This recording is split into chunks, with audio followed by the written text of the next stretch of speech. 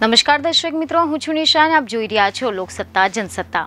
Vadodara municipal commissioner દ્વારા એક SOP બનાવવામાં આવી છે, જેમાં તેઓએ પોતાની જવાબદારીમાંથી છટકી શકાય તે પ્રમાણેના આદેશ કરવામાં આવ્યા છે અને 1 જૂનથી આ નવા આદેશ પ્રમાણે અનુસરવાનો હુકમ કરવામાં આવ્યો છે. આ આદેશ પ્રમાણે શહેરના ગેરકાયદેસર બાંધકામની ચકાસણીની જવાબદારી વડી કચેરીના માથેથી ખસેડીને વોર્ડ કચેરીને સુપરત કરવામાં આવી છે. મ્યુનિસિપલ કમિશનર દ્વારા હુકમ કરવામાં આવ્યો છે કે હવેથી એડિશનલ આસિસ્ટન્ટ એન્જિનિયર અને આસિસ્ટન્ટ એન્જિનિયર દર 6 મહિને ઘેર ફરીને ગેરકાયદેસર બાંધકામની ચકાસણી કરશે અને તેનો સંક્ષિપ્ત અહેવાલ સંબંધિત સબ ઝોનના આસિસ્ટન્ટ મ્યુનિસિપલ કમિશનર મારફતે ઝોનલ ડેપ્યુટી કમિશનર સમક્ષ દર મહિનાના પ્રથમ અઠવાડિયામાં રજૂ કરવાનો રહેશે. આ ઉપરાંત ડેપ્યુટી કમિશનર દ્વારા દર મહિને કાર્યવાહીની સમીક્ષા બેઠક કરવાની રહેશે અને આનુષંગિક કાર્યવાહી કરવાની રહેશે. ત્યારે સાંભળો આ મામલે પદાધિકારીઓનું શું કહેવું છે. હું માનું છું કે આ સમગ્ર વિષય કોર્પોરેશનના સ્થાને આવતો હોય છે અને કોર્પોરેશનના તમામ પદાધિકારીઓ સાથે એમણે વિચાર વિમર્શ કરીને જે કોઈ પણ નિર્ણય લીધો હશે, આપણે એ નિર્ણય ઉપર કોઈ પણ જજમેન્ટ પર આવતા પહેલાં એના શું પરિણામ આવી શકે છે અથવા આવી રહ્યા છે એની રાહ જોવી જોઈએ. બાકી આ વિષય આપ કોર્પોરેશનના પદાધિકારીઓને પૂછશો તો આ માટેની વિસ્તૃત માહિતી આપને એમની પાસેથી મળી શકશે. આ બાબત મને યોગ્ય એટલે નથી લાગતી, કારણ કે કોઈ પણ હોનારત સર્જાય ત્યારે જવાબદારી તમામ લોકોની હોય છે. કોર્પોરેશને જ્યારે પ્રક્રિયાને ડિસેન્ટ્રલાઇઝ કરી હોય એનો મતલબ જવાબદારી ડિસેન્ટ્રલાઇઝ થાય એવું હું નથી માનતો. મારા મતે કોર્પોરેશન ચર્ચા વિચારણા કરીને જે કોઈ પણ નિર્ણય કરતું હોય અધિકારીઓ અને પદાધિકારીઓ, એ નિર્ણય પર પહેલાં આપણે પરિણામની રાહ જોવી જોઈએ. મેં આપને ફરી વખત કહું છું કે આ આખો જે પ્રક્રિયા છે એના પ્રક્રિયાના શું પરિણામો આવે છે એ હજુ આપણી સમક્ષ આવ્યા નથી. એમણે કોર્પોરેશને જ્યારે આ નિર્ણય લીધો છે તો ઓવરનાઇટ કોઈ આ નિર્ણય પર એ લોકો નહીં પહોંચ્યા હોય, પરંતુ એના પહેલાં એમણે પોતે ક્યાંય બીજા કોર્પોરેશનમાં શું પ્રક્રિયાઓ ચાલે છે, ત્યાં કઈ પ્રકારનું એ લોકો વિચાર વિમર્શ કરી રહ્યા છે, ડિસેન્ટ્રલાઇઝ કરીને ત્યાં કોઈ બીજા ફાયદા મળે છે કે કેમ, આ બધી બાબતની એમણે ચર્ચા કરી હશે. તો આપણે આ બાબતની પહેલાં પરિણામની રાહ જોઈ અને વિસ્તૃત માહિતી કોર્પોરેશન પાસેથી જ મેળવવી જોઈએ. હું માનું છું કે આ બાબતે આપણે સમય આપી અને પરિણામની રાહ જોવી જોઈએ અને જે કોઈ પણ નિર્ણય એમણે લીધો છે એ નિર્ણય ચર્ચા વિચારણા કરીને લીધો હોય, કોર્પોરેશનના પદાધિકારીઓ પણ આપણે આ બાબતે વિસ્તૃત માહિતી આપી છે. હેમાંગ જોશીએ કોર્પોરેશનનો બચાવ કરતા કહ્યું કે આ વિષય કોર્પોરેશનનો છે, એટલે જોઈ વિચારીને નિર્ણય કર્યો હશે. ત્યારે ધારાસભ્ય કેયુર રોકડિયાએ પણ આ મામલે પ્રતિક્રિયા આપી હતી અને કોર્પોરેશનને પરિણામ યોગ્ય નહીં મળે પ્રક્રિયા પાછી ડિસેન્ટ્રલાઇઝ કરાશે. ઘણીવાર એવું હોય છે કે કેટલાક કામો ડિસેન્ટ્રલાઇઝ કરવાથી સારા થતા હોય, કેટલાક કામો સેન્ટ્રલાઇઝ કરવાથી સારા થતા હોય અને આવા પ્રયોગો ભૂતકાળની અંદર વિવિધ કમિશનરો દ્વારા વેરાની બજવણીમાં પણ કરવામાં આવ્યા છે. ક્યાંક પરિણામ કોર્પોરેશનને સારું મળે એવી અપેક્ષાથી મારું માનવું છે કે કદાચ આને ડિસેન્ટ્રલાઇઝ કરવાનો નિર્ણય એ કોર્પોરેશને કર્યો હશે. જો એમાં પરિણામ યોગ્ય મળતું હશે તો એ પ્રક્રિયા ચાલુ રાખશે, પરિણામ યોગ્ય નહીં મળે તો પાછું એને સેન્ટ્રલાઇઝ કરશે. પરંતુ જ્યારે વોર્ડને આજે દબાણ જોવાની કામગીરી અને તોડવાની કામગીરી વોર્ડ લેવલે આપવામાં આવી છે, તો વોર્ડની અંદર સક્ષમ અધિકારીઓની નિમણૂક પણ એ પ્રમાણે જગ્યા ઊભી કરીને કરવી પડશે. તો આગળ તમામ કાર્યવાહી મને વિશ્વાસ છે કમિશનરશ્રી કરશે. એકવાર વોર્ડ પાસે સક્ષમ અધિકારી મળશે અને જો આ કામગીરી સોંપવામાં આવશે તો સારું પરિણામ મળવાની પણ આશા અપેક્ષા છે. તો કંઈક વિચારીને કમિશનરશ્રી આ નિર્ણય કર્યો હશે. જે વર્ષોથી કદાચ કોઈને નડતરરૂપ નથી અને જે બાંધકામ એક્સ્ટ્રા થઈ ગયા છે, જ્યારે વોર્ડ લેવલે ઓફિસર દરેક ઘરની તપાસ કરશે અને જો એ દેખાશે તો સ્વાભાવિક રીતે એક મોટો રાફડો દબાણોનો એ કોર્પોરેશનની સામે આવવા જઈ રહ્યો છે. અને જે વર્ષોથી બંધાયેલા દબાણો છે, હવે એ ઇન્ડિવિજ્યુઅલ ઘરનો દબાણ છે અને જે કોઈને નડતર ઉપર નથી. જો આવા મકાનોનો ફાયલો કોર્પોરેશનમાં વધી જશે તો કોર્પોરેશનને ક્યાં ને ક્યાં આની તકલીફ તો 100% ઊભી થવાની છે. લોકોને પણ અપીલ કરીએ છીએ કે આપ નવા દબાણો ઊભા ન કરો. નવા દબાણો ઊભા થશે તો કોર્પોરેશને 100% તાત્કાલિક એક્શન લેવું જોઈએ, આવું મારું માનવું છે. પણ કમિશનરશ્રીએ વિચારીને નિર્ણય કર્યો છે તો એની પાછળનું પરિણામ પણ સારું આવવાની આશા છે. આ આદેશથી ગેરકાયદેસર દબાણ પર કંટ્રોલ 100% આવશે, પણ એવા સક્ષમ અધિકારીની નિમણૂક એ કોર્પોરેશને જે તે વોર્ડમાં કરવાની રહેશે. પણ પ્રકારની હોનારત થાય તો સ્વાભાવિક રીતે બધાની સામૂહિક જવાબદારી હોય છે. કોર્પોરેશનનો જે અધિકારી વોર્ડ લેવલે હોય કે શહેર લેવલે હોય એ તમામની સામૂહિક જવાબદારી છે અને ક્યાં ને ક્યાં જે તે વ્યક્તિએ પણ સમજી વિચારીને કામ કરવું જોઈએ, ખોટા દબાણ ન કરવા જોઈએ એવું અનુરોધ કરું છું. તો તમે કમિશનરશ્રી અને વોર્ડ ઓફિસરને પ્રશ્ન પૂછીને જવાબ મેળવી શકો છો. જોકે વડોદરા કોર્પોરેશનના મ્યુનિસિપલ કમિશનરની નવી એસઓપીને લઈને ક્રેડાઈ ચેરમેન અને પ્રેસિડેન્ટે પણ પોતાની પ્રતિક્રિયા આપતા જણાવ્યું છે કે ટેબલો વધી જતા બિલ્ડરો અને શહેરીજનોની મુશ્કેલીમાં વધારો થશે.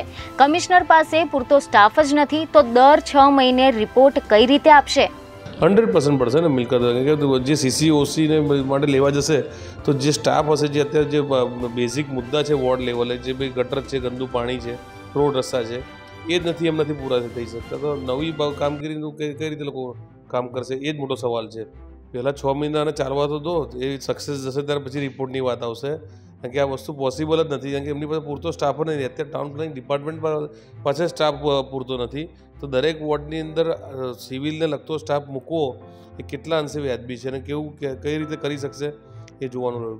વધુ ઊભું તો એવું કહેવું કે એના અત્યારે કહી શકાય, પણ જે પણ ગેરકાયદેસર બાંધકામ કરેલા હશે તો એને તોડવાના હશે, એની જે કામગીરી છે બધી વિલંબમાં થશે અને ભ્રષ્ટાચારને જ વેગ મળશે એવું મારું માનવું છે. આ જે કર્યું છે આઈ થિંક એના માટે જ કર્યું એવું લાગે છે કે કોઈ પણ વોર્ડ કક્ષાએ કોઈ પણ હોનાર હશે, જે રાજકોટમાં ગયું તો જે તે વોર્ડનો અધિકારી હશે, વોર્ડ ઓફિસર હશે કે કમિશનર લેવલ, ડેપ્યુટી કમિશનર, એનું એ સંડો અને મોટા અધિકારી છટકી જાય એના આધારે આ કર્યું હશે એવું અમને લાગી રહ્યું છે. જવાબદારી તો જે તે ડિપાર્ટમેન્ટ છે, ટાઉન પ્લાનિંગ ડિપાર્ટમેન્ટ છે તો ટાઉન પ્લાનિંગ ડિપાર્ટમેન્ટના જે અધિકારી હોય એ રજા ચિઠ્ઠી આપે છે, CCOC આપે છે, જેની જે જવાબદારી, ફાયર આવે તો ફાયરની આવતી હોય છે, એ રીતે જે ડિપાર્ટમેન્ટ જેનું છે એની જવાબદારી હોવી જોઈએ ને. ના, એમાં જે નવી SOPમાં એવું છે કે રજા ચિઠ્ઠી જે લેવાની છે નવી બિલ્ડિંગ માટે એ તો એ લોકોએ કોર્પોરેશન ખાલી PC ને OC છે એ વોર્ડ કક્ષાએ એ લોકોએ બાયફર કર્યું છે. એટલે નવા પ્રોજેક્ટ શરૂ કરવામાં જે રૂટીન જે પ્રોસેસ હતો એ તો કરવો જ પડશે તમારે. ખાલી ક્લીન ચેક CC ને OC લેવામાં તકલીફ પડશે. SOP જેટલું પણ ગેરકાયદેસર બાંધકામ છે એને તો આપણે સપોર્ટ કરતા જ નથી. એનામાં કોઈ સ્ટ્રિક્ટ કાર્યવાહી તો કરવી જ જોઈએ. હવે એ વોર્ડ ઓફિસર કરે, મ્યુનિસિપલ કમિશનર કરે, ડેપ્યુટી મ્યુનિસિપલ કમિશનર કરે કે એમની કોઈ ઓફિસ કરે, એનાથી જે પ્રોસિજર, જે પ્રક્રિયા ચાલે છે એમાં કંઈ ફરક નથી પડતો. પણ હા, એક વસ્તુ એ છે કે પહેલાં તો એ જસ્ટિફાય કરે કે આ કરશે કેવી રીતે. ખાલી SOP લેખિતમાં બહાર પાડવી અને હવે એને પ્રેક્ટિકલ એપ્લિકેશન કરવું એ બહુ અલગ મુદ્દો છે.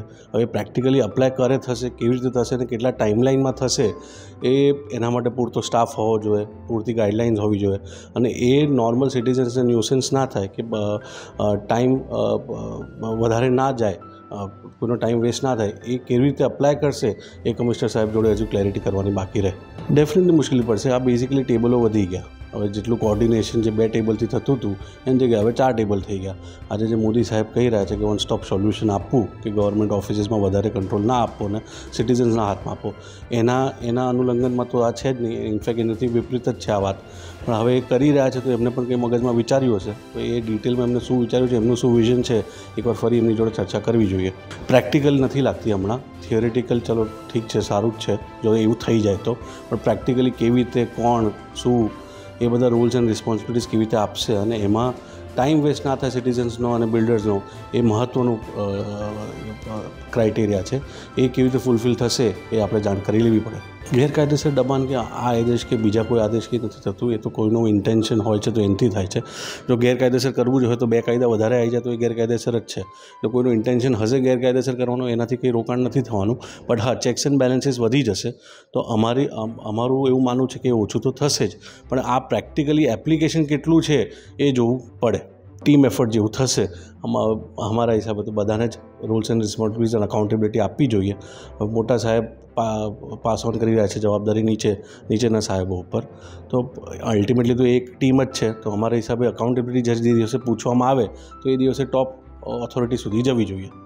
તકલીફ તો પડે છે જ, આજની તારીખે પડે છે. એટલે અમારું તો કમિશનર સાહેબને નિવેદન એવું છે કે આ તમે SOPs બનાવો છો, checks and balances after construction, પણ આની પહેલાં માન લો PC OC લેતા પહેલાં કોઈ ડ્રેનેજનું કામ કરવું છે, કોઈ ઇન્ફ્રાસ્ટ્રક્ચરનું કામ કરવું છે, એના પર બંધારણ કેમ નથી આવ્યું હજુ? કે માન લો આજે આપણે ઇન્ફ્રાસ્ટ્રક્ચર અમે પ્રોજેક્ટો બનાવીએ છીએ કે ડેવલપમેન્ટ થાય છે તો ત્યાં ઇન્ફ્રાસ્ટ્રક્ચર કેમ નથી પહોંચ્યું? એને કોઈ ટાઈમલાઈન બાંધો ને કે ભાઈ એના કોઈ ઓફિસરો નોટ કરો કે ભાઈ આ 6 મહિનામાં આટલું ડેવલપમેન્ટ થયું છે તો 6 મહિનામાં અહીંયા ડ્રેનેજ, પાણી, ઇલેક્ટ્રિસિટી બધું પહોંચી જવું જોઈએ. એનું તો કોઈ બંધારણ કોઈ બહાર પાડ્યું નથી. ઇનફેક્ટ જો એ કરે તો ઓટોમેટિકલી ડેવલપમેન્ટને પ્રોત્સાહન મળશે, સિટીએ ગ્રો થશે અને ચેક્સ એન્ડ બેલેન્સ ઓટોમેટિક આવી જશે. તો આ એસઓપી કરતાં મારું નિવેદન તો એવું જ હશે કે ભાઈ એવી એસઓપી બનાવો જેમાં ડેવલપમેન્ટનો પણ કંઈ ક્રાઇટેરિયા હોય, ઇન્ફ્રાસ્ટ્રક્ચર ડેવલપમેન્ટનો ક્રાઇટેરિયા આવે કે ભાઈ એનું કંઈ ટાઈમલાઈન આપો કે ભાઈ 6 મહિનામાં જો તમે ચેક કરવાનું કહો છો તો 6 મહિનામાં ઇન્ફ્રાસ્ટ્રક્ચર આપી દઈશું એવું એ કોને કે ભાઈ અમે ડ્રેનેજ આપી દઈશું, પાણી આપી દઈશું, ઇલેક્ટ્રિસિટી આપી દઈશું, એવું કેમ નથી આવતું બહાર? એ પણ કરવું જોઈએ, એ પણ જરૂરિયાત જ છે, એ પણ સિટીઝનની રિક્વાયરમેન્ટ છે. આ વિષયને કન્સ્ટ્રક્શન વ્યવસાય સાથે સંકળાયેલા શહેરના આર્કિટેક્ટે અપરિપક્વ નિર્ણય ગણાવ્યો છે અને કહ્યું છે કે સત્તાધીશોએ આ પ્રકારના નિર્ણય લેતા પહેલા આર્કિટેક્ટ, અરજદારો વગેરેનો મંતવ્ય લઈને નિર્ણય લેવો જોઈએ. આ અપરિપક્વ નિર્ણય છે સાહેબનો, અને આ નિર્ણયથી એવું સમજતા હશે સુવિધા થશે, એના બદલે નાગરિકોમાં અને અરજદારોને હાડમારી ઉપસ્થિત થશે. કારણ કે અગાઉ પણ સેન્ટ્રલાઇઝ જે મિલકત વેરો લેવાની યોજના હતી અને અગાઉના ડેપ્યુટી કમિશનર ધવલ પંડ્યા સાહેબે ડિસેન્ટ્રલાઇઝ કરેલું અને એનું પરિણામ એવું આવ્યું કે ફરી પાછું આ પ્રાયોગિક પ્રયોગો કર્યા, લોકોને હેરાનગતિ થઈને ફરી સેન્ટ્રલમાં લાવવાની શાસક પક્ષના લોકોની જ માગણી છે અને અત્યારે એ પ્રોસેસમાં જે દરખાસ્ત તૈયાર છે. બીજું કે વોર્ડ લેવલે પણ આ અગાઉ પહેલાં આવા પ્રયોગો કરી ચૂક્યા હતા કે જે લોકોને ફર્સ્ટ ફ્લોરની મંજૂરી જોઈએ છે તે ફર્સ્ટ ફ્લોર માગતા હતા. હવે એ લોકો જ્યારે આગલું સેકન્ડ ફ્લોરની કોઈ પ્રક્રિયા હોય છે તો રેકોર્ડ મળતો નથી. હવે એ પ્રયોગ ફેલ ગયો એટલે ફરી પાછું સેન્ટ્રલાઇઝ કર્યું કે ફર્સ્ટ ફ્લોર બધું મળશે.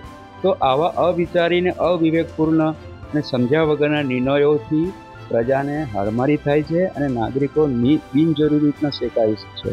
શું તો સત્તાધીશોએ સમજણપૂર્વક આ અમલને આવું પ્રપોઝલ કરતાં પહેલાં સર્વસંમતિ કોન્ફરન્સ રૂમમાં બધા આર્કિટેક્ટ, અરજદારો અને આપણા બ્યુરોક્રેટ્સને બી બોલાવવાનું કે આવું વિચારના હેઠળ છે તો તમારા સજેશન આપો, એમાંથી શું થઈ શકશે. તો પછી એ કર્યા પછી એમને યોગ્ય લાગે તો અમલ કરે અથવા ના કરે.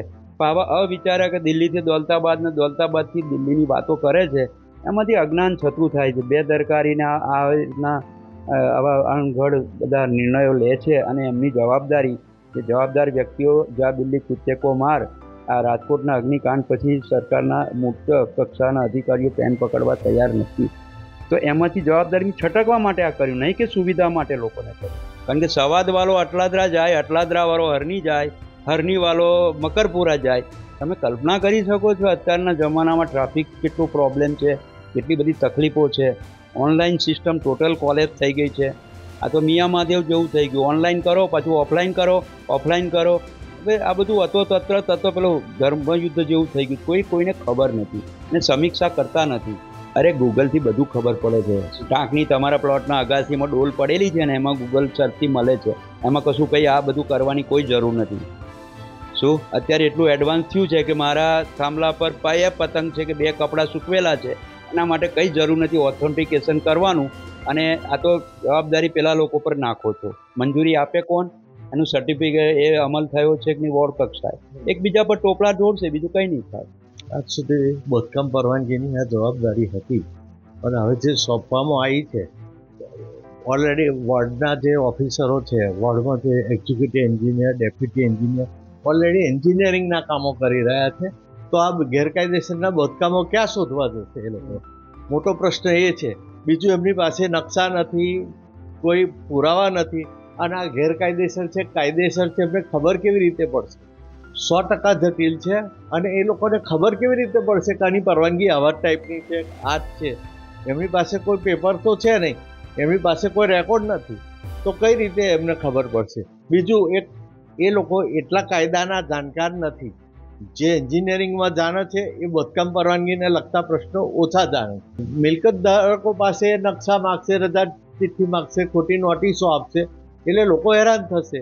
એટલે એ દોડાદોડી કોર્પોરેટરો પાસે જશે કે પોલિટિશિયનો પાસે જશે. શહેરીજનોને મુશ્કેલ એટલે પડશે કે આ લોકો જાણકાર નથી, એટલે આ લોકોને તકલીફો વધશે.